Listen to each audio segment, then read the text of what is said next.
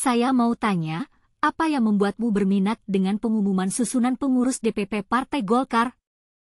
Apakah kamu memiliki pertanyaan tentang siapa yang menjadi wakil ketua umum Partai Golkar, atau apa yang membuat Bahlil mengumumkan susunan pengurus itu? Saya mau cerita. Beberapa waktu lalu, Bahlil, Ketua Umum Partai Golkar, mengumumkan susunan pengurus DPP Partai Golkar yang baru. Ia mengatakan bahwa susunan pengurus itu diambil berdasarkan pertimbangan berbagai aspek, termasuk regenerasi, kaderisasi, dan aspek kelaziman di DPP Partai Golkar. Saya mau tambahkan, Bahlil juga mengumumkan susunan Ketua DPP Golkar, yakni Ridwan Kamil, Airin Rahmidiani, dan Andi Sinulinga. Mereka akan menjadi Ketua Bidang Kebijakan Politik dan Pemerintahan Dalam Negeri, Ketua Bidang Kebijakan Pertanahan dan Reforma Agraria, dan Ketua Bidang Kebijakan Kesejahteraan Rakyat. Tapi, apa yang membuatmu curiga, adalah ketika Ketua DPD II Golkar Maros Suhartina Bohari menyoroti keputusan DPP Golkar yang menunjuk Abdul Rashid sebagai Wakil Ketua DPRD Maros. Suhartina mengaku sempat mengajukan nama Nafa Putri Rosidin sebagai skala prioritas, tapi yang keluar adalah nama Abdul Rashid. Saya mau tanya, apa yang kamu pikirkan tentang keputusan DPP Golkar itu?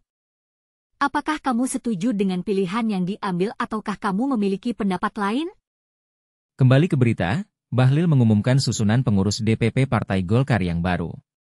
Dia mengatakan bahwa susunan pengurus itu diambil berdasarkan pertimbangan berbagai aspek, termasuk regenerasi, kaderisasi, dan aspek kelaziman di DPP Partai Golkar.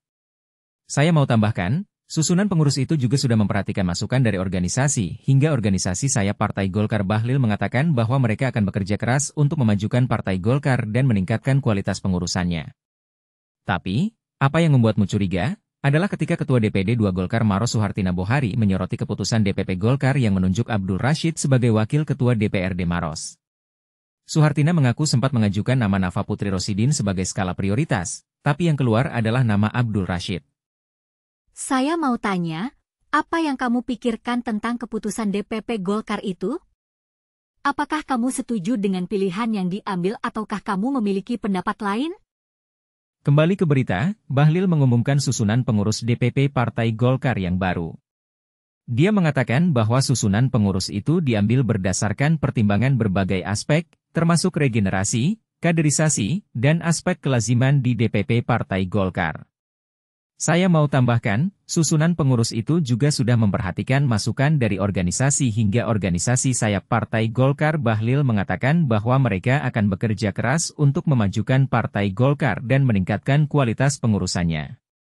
Tapi, apa yang membuatmu curiga, adalah ketika Ketua DPD II Golkar Maros Suhartina Bohari menyoroti keputusan DPP Golkar yang menunjuk Abdul Rashid sebagai Wakil Ketua DPRD Maros. Suhartina mengaku sempat mengajukan nama Nafa Putri Rosidin sebagai skala prioritas, tapi yang keluar adalah nama Abdul Rashid.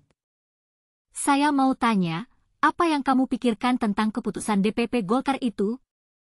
Apakah kamu setuju dengan pilihan yang diambil, ataukah kamu memiliki pendapat lain? Kembali ke berita, Bahlil mengumumkan susunan pengurus DPP Partai Golkar yang baru.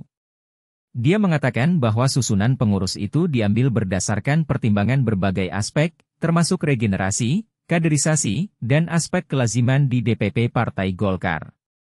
Saya mau tambahkan, susunan pengurus itu juga sudah memperhatikan masukan dari organisasi hingga organisasi sayap Partai Golkar. Bahlil mengatakan bahwa mereka akan bekerja keras untuk memajukan Partai Golkar dan meningkatkan kualitas pengurusannya.